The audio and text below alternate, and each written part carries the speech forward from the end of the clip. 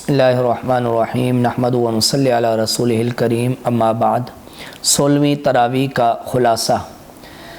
اس میں اللہ رب العزت نے ابتدائی طور پر حضرت سیدنا داؤد علیہ السلام اور ان کے فرزند ارجمند حضرت سلیمان علیہ السلام کو علم کی نعمت جو عطا فرمائی اور اس پر انہوں نے جو شکر ادا فرمایا اسے بیان کیا گیا۔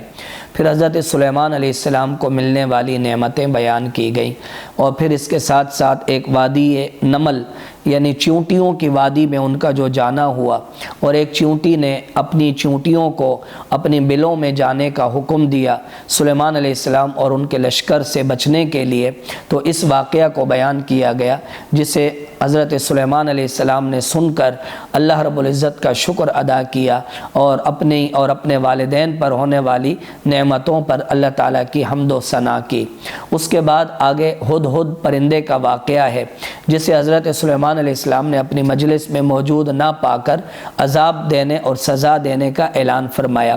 تھوڑی دیر کے بعد وہ پرندہ آیا اور اس نے بتایا کہ میں ایک ایسی جگہ گیا ہوں جہاں آپ بھی نہیں پہنچے، ایک عورت ہے جو لوگوں کی حکمران ہے اور لوگ سورج وغیرہ کو سجدہ کرتے ہیں۔ چنانچہ حضرت سلیمان علیہ السلام نے اس پرندے کو خط دے کر روانہ کیا اور ملکہ سبا بلقیس کو وہ خط پہنچایا گیا۔ اس نے اپنے مصاحبین اور اپنے دربار کے لوگوں سے مشورہ کیا، بعض نے لڑنے کا مشورہ دیا اور بعض نے ہدایہ اور مختلف قسم کے تحائف وغیرہ دینے کا مشورہ دیا۔ چنانچہ اس نے حضرت سلیمان علیہ السلام کی خدمت میں کچھ تحفہ تحائف بھیجے جنہیں حضرت سلیمان علیہ السلام نے قبول نہ فرمایا، اور پھر اعلان فرمایا کہ کون ہے کہ جو اس کا تخت اٹھا کر میرے پاس لے آئے۔ ایک جن کھڑا ہوا، اس نے کہا کہ آپ کے یہاں بیٹھنے تک میں وہ تخت لا سکتا ہوں، جبکہ ایک اور شخص جسے اللہ نے علم عطا فرمایا تھا اس نے کہا کہ میں تخت لا سکتا ہوں آپ کی پلک جھپکنے سے بھی پہلے۔ چنانچہ حضرت سلیمان علیہ السلام نے اس تخت کو اپنے سامنے پایا، اللہ تعالیٰ کی حمد و ثنا کی۔ پھر بلقیس جب وہاں پر آئی تو اللہ رب العزت کے پیارے پیغمبر نے اس بلقیس کے سامنے بھی اپنی چند نبوت کے کمالات کا اظہار فرمایا، اور اللہ تعالیٰ نے آپ کو سربلندی عطا فرمائی اور ملکہ سبا مسلمان ہوئی۔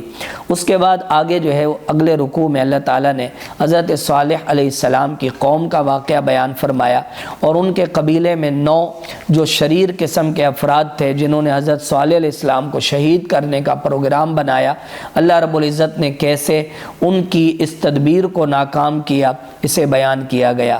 پھر آگے حضرت لوط علیہ السلام کا واقعہ، ان کی قوم بدفعلی میں مبتلا تھی تو اللہ رب العزت نے کس طرح اس قوم پر عذاب لایا اسے بیان کیا گیا۔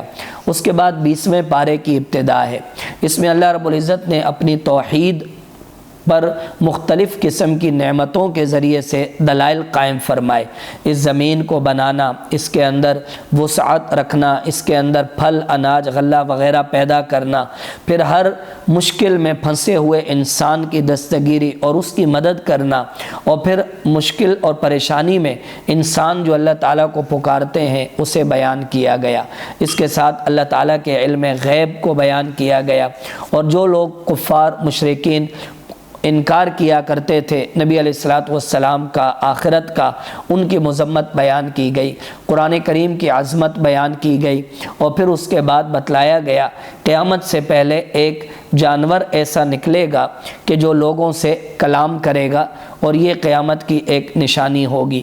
اس کے بعد اگلے رکوع میں اللہ رب العزت نے قیامت کے دن کچھ ہونے والے احوال بیان فرمائے، زمین اور پہاڑوں کی نعمت کو اجاگر کیا گیا، اور اس کے ساتھ ساتھ آخر میں اللہ رب العزت نے جو ایک نیکی کرے گا اس کے بدلے 10 اسے نعمتیں اور 10 کے برابر اجر عطا کرنے کا اعلان فرمایا۔ جو ایک گناہ کرے گا اسے ایک ہی گناہ کا بدلہ دیا جائے گا۔ مسلمان ہو کر قرآن کریم کی تلاوت کا حکم دیا گیا، اور اللہ تبارک و تعالی نے اپنی عبادت کا حکم فرمایا۔ اس کے بعد آگے سورۃ القصص ہے، اس کے اندر بھی مختلف قصے بیان کیے گئے، اسی کی مناسبت سے اس کا نام سورہ قصص رکھا گیا۔ اس میں ابتدائی طور پر اللہ رب العزت نے اپنی عظیم قدرت کو بیان فرمایا، اپنی توحید کو بیان فرمایا، پھر فرعون اور حضرت موسیٰ علیہ السلام کا واقعہ بیان فرمایا۔ موسیٰ علیہ السلام کی جو پیدائش ہوئی، پھر کس طرح ان کی والدہ نے انہیں صندوق میں ڈال کر ایک پانی میں ڈال دیا، وہ بہتے بہتے فرعون کے دربار تک پہنچے۔ پھر حضرت موسیٰ علیہ السلام کی بہن بھی ساتھ چلتی آ رہی تھی۔ حضرت موسیٰ علیہ السلام نے دوسری عورتوں کا دودھ پینے سے انکار فرما دیا، تو حضرت موسیٰ علیہ السلام کی بہن نے ان سے کہا کہ میں تمہیں ایک ایسی عورت لا کر دے سکتی ہوں جو اس کو دودھ پلائے گی۔ چنانچہ حضرت موسیٰ علیہ السلام دوبارہ اللہ رب العزت نے ان کو اپنی والدہ کی گود میں پہنچا دیا۔ پھر اللہ رب العزت نے ان کی جوانی کے بعد ایک واقعہ بیان فرمایا کہ وہ ایک جگہ گزر رہے تھے، انہوں نے دیکھا کہ فرعون کے قوم میں سے ایک آدمی حضرت موسیٰ علیہ السلام کی قوم کے ایک آدمی کے ساتھ جھگڑ رہا ہے۔ موسیٰ علیہ السلام نے فرعونی کو جو ہے وہ مکہ رسید کیا، جس کی وجہ سے وہ مر گیا، اس کی ڈیتھ ہو گئی۔ حضرت موسیٰ علیہ السلام نے اپنی اس لغزش پر توبہ استغفار کی، اور پھر اگلے دن دیکھا تو موسیٰ علیہ السلام کی قوم کا وہی بندہ ایک اور آدمی کے ساتھ جھگڑ رہا ہے۔ حضرت موسیٰ علیہ السلام نے اس سے کہا کہ تیرا کام یہی جھگڑنا ہے۔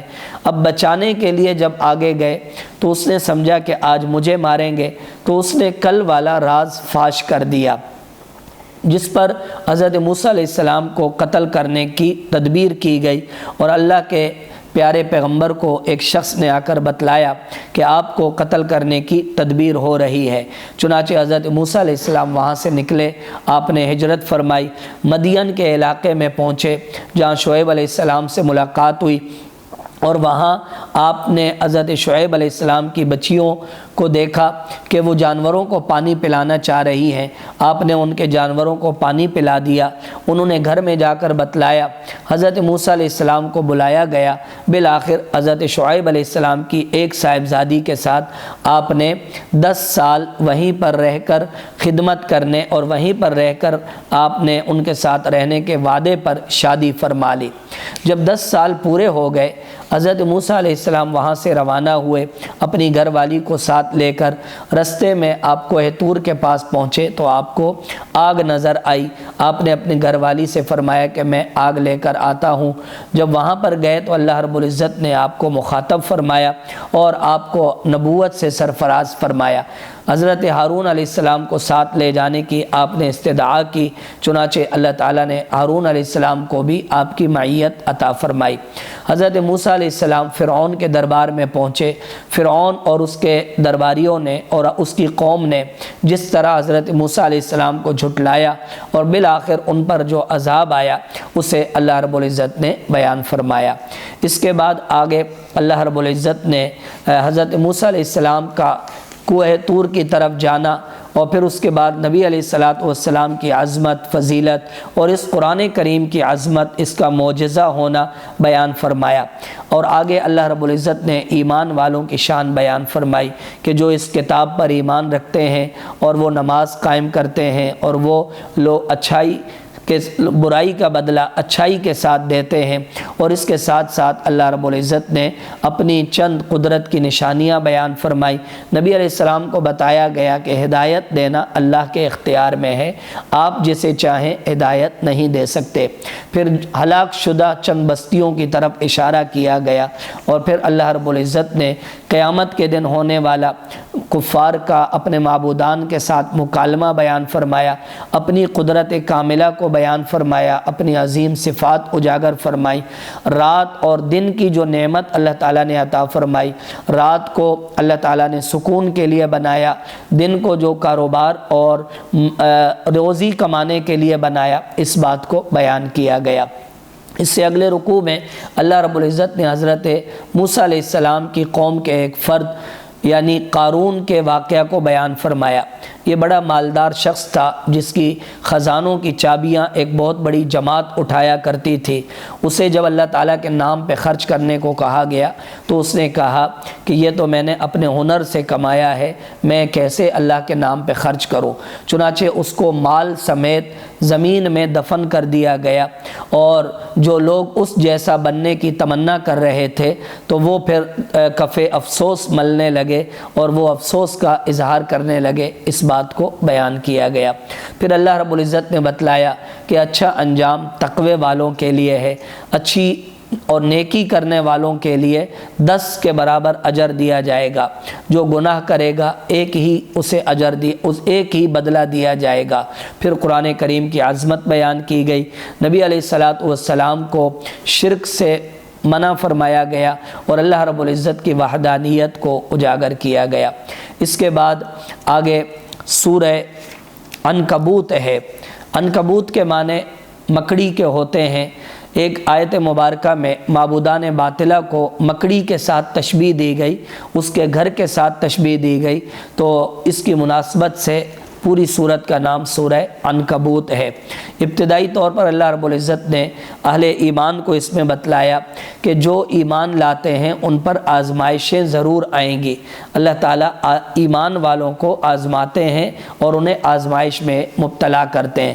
پھر والدین کے ساتھ حسن سلوک کرنے کا حکم دیا گیا، منافقین کی مذمت بیان کی گئی، اور یہ بتلایا گیا کہ قیامت کے دن کوئی شخص کسی دوسرے کا بوجھ نہیں اٹھا سکے گا۔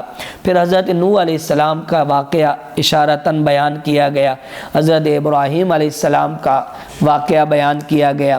پھر اللہ تعالیٰ نے قیامت کے کچھ احوال بیان فرمائے۔ زمین میں چل پھر کر اللہ تعالیٰ نے زمین میں چل پھر کر عبرت حاصل کرنے کا حکم فرمایا۔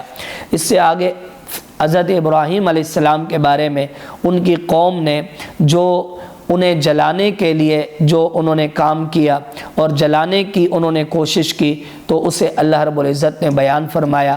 بالآخر اللہ رب العزت نے حضرت ابراہیم علیہ السلام کو نجات عطا فرمائی۔ حضرت لوط علیہ السلام جو آپ کے بھتیجے تھے، ان کے ساتھ آپ نے ہجرت کی۔ پھر حضرت لوط علیہ السلام کی قوم پر آنے والے عذاب اور ان کے اندر پائی جانے والی بری خصلتوں کو بیان کیا گیا۔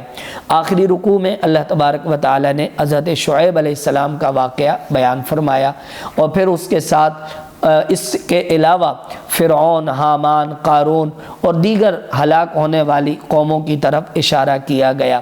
پھر جو لوگ معبودان باطلہ کی عبادت کرتے ہیں، اللہ کو چھوڑ کر کسی اور کی عبادت کرتے ہیں، تو ان کی مثال بیان کی گئی اور مکڑی کے ساتھ اس کو تشبیہ دی گئی۔ قیامت کے احوال بیان کیے گئے، اور اس کے ساتھ ساتھ اللہ رب العزت نے اپنی قدرت اور اپنی عظیم صفات کو بیان فرمایا۔ وآخر دعوانا الحمدللہ رب العالمین۔